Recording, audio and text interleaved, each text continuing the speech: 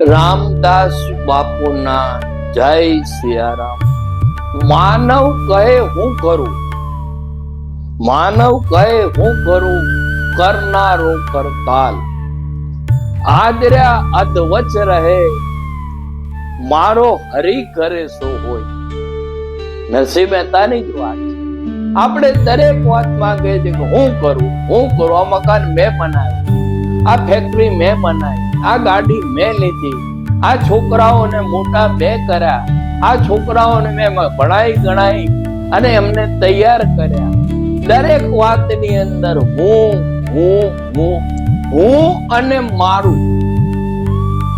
જગતમાં જો કોઈ વચ્ચેની લડાઈ હોય તો હું અને મારા વચ્ચેની લડાઈ છે. રામાયણ ને તમે જો, એની અંદર બધાએ તારું તારું તારું કર્યું એટલે ત્યાં રામાયણ સર્જાઈ, અને જ્યાં મારું મારું મારું થયું ત્યાં મહાભારત સર્જાઈ.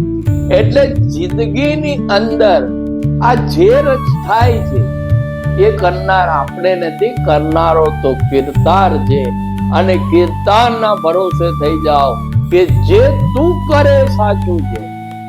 તું મને દુઃખ આપ, તું મને દુઃખ આપીશ ને તો એ મારા હિતમાં જ હશે. વિશ્વાસ નહીં ગુમાવ.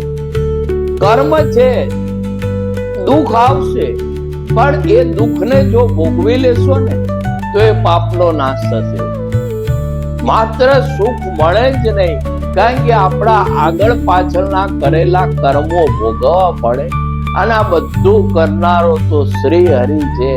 આપણે તો માથે બોજ લઈને ફરીએ છીએ કે હું કરું, એ જ અજ્ઞાનતા.